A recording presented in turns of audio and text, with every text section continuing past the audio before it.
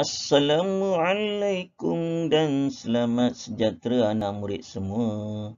Pada hari ini kita berjumpa untuk belajar bahasa Melayu tahun 4. Tajuknya hati-hati menggunakan fon telinga.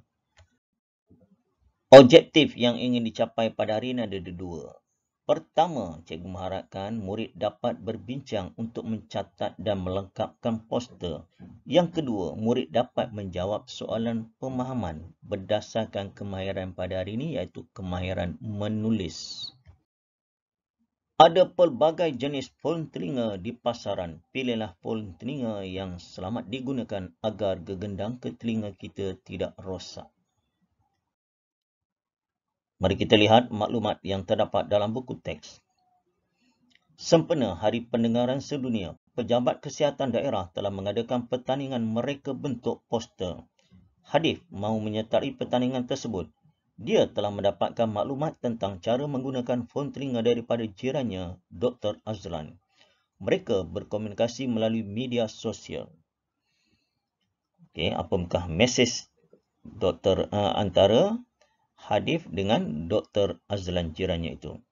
Selamat petang Dr. Azlan, apakah punca masalah pendengaran? Jawab doktor. Selamat petang Hadif, antara punca masalah pendengaran termasuklah penggunaan fon telinga yang terlalu lama. Seterusnya dia akan nak tahu lagi.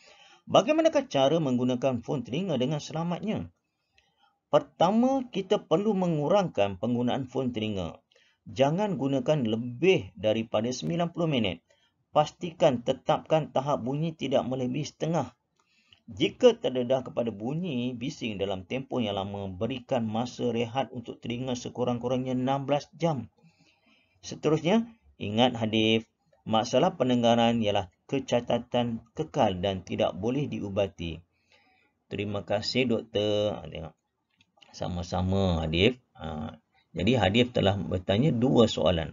Satu, punca masalah pendengaran. Yang kedua, bagaimana cara nak mengurangkan ataupun bagaimanakah cara untuk menggunakan fon telinga dengan selamat.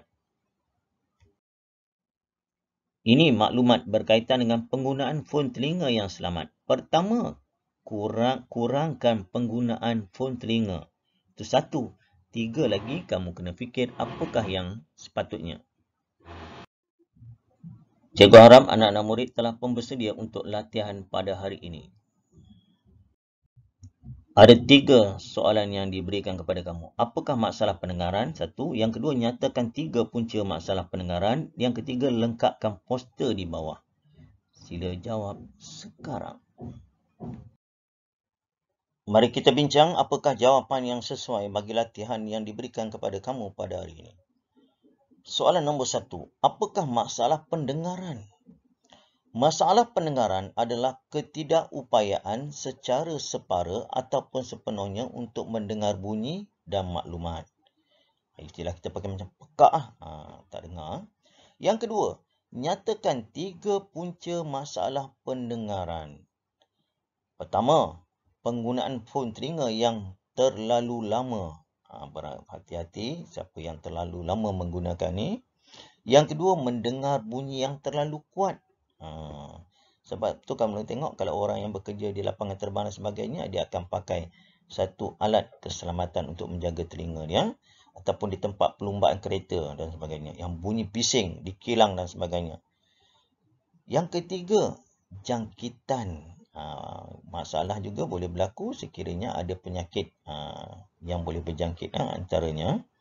Jadi ada tiga punca masalah pendengaran.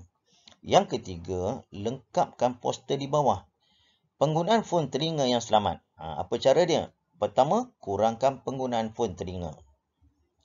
Yang kedua, gunakannya tidak melebihi 90 minit. 90 minit maksudnya 1 jam setengah. Daripada sehari kita ada 24 jam, kita hanya gunakan 1 jam 30 minit saja. Jangan lebih.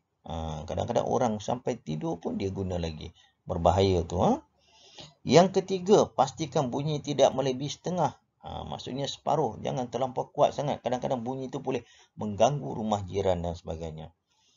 Yang terakhir, rehatkan telinga selama 16 jam. Selepas kita dah dengar bunyi bising dan sebagainya, orang yang dah bekerja di tempat bising, dia kena rehatkan telinga. Jangan balik ke rumah pula guna phone telinga pula. Lama-lama boleh jadi pekak. Sebab tu kalau tengok orangnya kita sebut dia dengar ujung. Mana kakak? Dia dengar kakak. Tapi kita pergi je kapak. Cukup ramai, bukan orang tua saja. Kanak-kanak pun ada masalah begitu. Dalam kelas, bila guru bercakap dan sebagainya panggil, dia tak berapa dengar. Dia dengar hujung saja. Jadi berhati-hati.